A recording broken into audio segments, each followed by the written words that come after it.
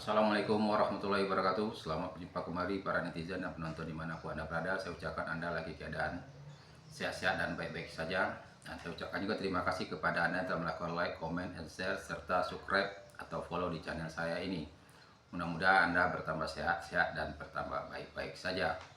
Baiklah para netizen dan penonton dimanapun Anda berada, pada kesempatan kali ini kita akan membicarakan tentang Pilkada DKI Jakarta. Jadi secara yuridis formal, Jakarta ini tidak lagi menjadi ibu kota Indonesia.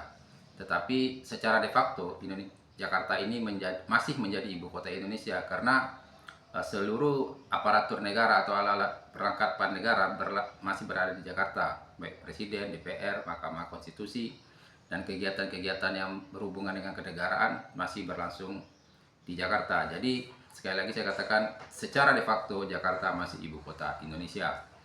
Dan untuk 2024 nanti pada tanggal 27 November akan dipilih gubernur. Jadi pemilihan gubernur DKI Jakarta ini masih yang sangat menarik dibahas atau diperhatikan oleh seluruh warga negara Indonesia yang berada dari Sabang sampai Merauke, karena masih menjadi barometer bagi Indonesia. Jakarta ini sebagai wilayah yang sangat ramai penduduknya. Jadi Jakarta ini penduduknya itu lebih kurang 11 juta. Sementara APBD-nya satu tahun itu kira-kira 14 triliun, jadi suatu angka yang besar juga.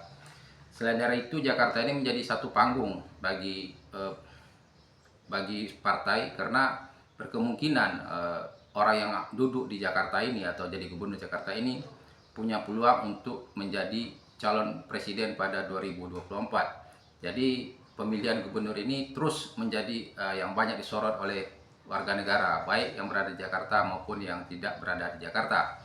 Jadi untuk mencalonkan seorang gubernur tentu harus ada partai yang mengusung atau beberapa partai sehingga seseorang itu dapat diusung. Jadi kalau kita lihat berdasarkan pileg kemarin di Jakarta itu, partai yang mendapat kursi itu adalah PKS dengan 18, diikuti oleh PDI dengan 15, Gerindra 14, Nasdem 11, sementara PKB, Golkar dan PAN 10, Demokrat 8. Jadi kekuatan partai di Jakarta itu boleh dikatakan agak berimbang, tidak ada partai yang dominan, tapi partai pemenang tetap ada, itu partai PKS. Jadi kalau kita lihat warga Jakarta ini, mereka tuh harapannya sebenarnya tidak begitu banyak kepada pemimpinnya mereka atau kepada gubernur, yaitu bagaimana bisa tersedianya lapangan pekerjaan. Karena Jakarta ini selalu dikunjungi oleh para migrasi atau pencari kerja dari berbagai daerah. Jadi lapangan pekerjaan ini sangat menjadi hal yang sangat krusial atau sangat penting bagi masyarakat supaya mereka bisa mendapat pekerjaan yang layak gitu.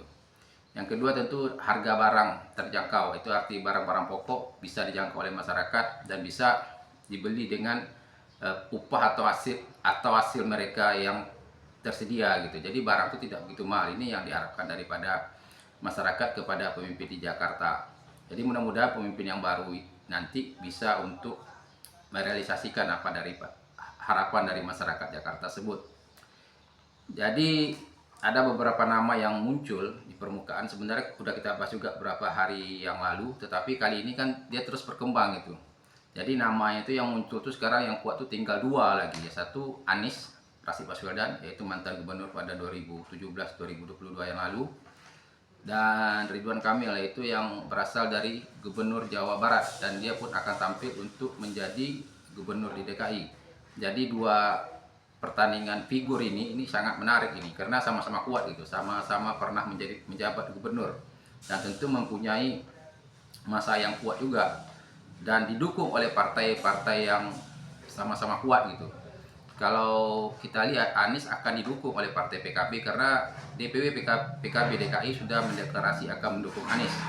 Dan yang menarik dari Anies sekarang ini adalah partai PDI pun akan mendukung Anies. Jadi kita ketahui bahwa Anies dengan partai PDI ini selama 2017 sampai 2024 kemarin agak berseberangan.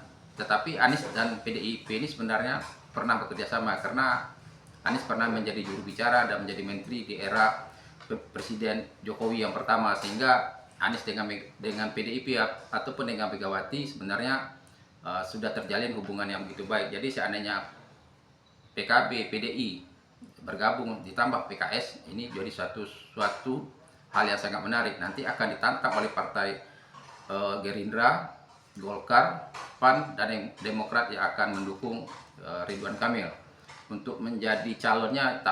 Untuk setakat ini masih tahap pencarian, karena calon wakil ini itu tergantung situasional juga, bisa dari partai, bisa dari orang lain. Arti kata bisa tidak dari golongan partai ataupun dari aktivis. Jadi pemilihan, sekali lagi saya katakan, pemilihan gubernur DKI ini sangat menarik dan banyak ditunggu oleh masyarakat awam. Jadi dengan adanya pemilihan yang ketat ini, dengan pemilihan yang selektif, maka akan lahirlah pemimpin-pemimpin yang berkualitas yang bisa merealisasikan apa yang telah mereka katakan di waktu kampanye. Jadi kampanye ini sebenarnya adalah untuk menyeleksi bagi kita masyarakat siapa orang yang layak dan patut untuk menjadi pemimpin suatu daerah. Jadi kampanye itu bukan sekedar menghambur-hamburkan uang, menghabiskan waktu, tetapi sarana seleksi. Jadi mudah-mudahan penyeleksian ini bisa berjalan dengan baik dan benar, sehingga kita Indonesia ini bisa melahirkan pemimpin-pemimpin yang hebat, yang bisa membuat Indonesia menjadi negara yang kuat di masa yang akan datang. Bagi Anda yang punya komentar atau komen, dapat berbicara nanti di kolom komentar. Akhirul kalam, assalamualaikum warahmatullahi wabarakatuh.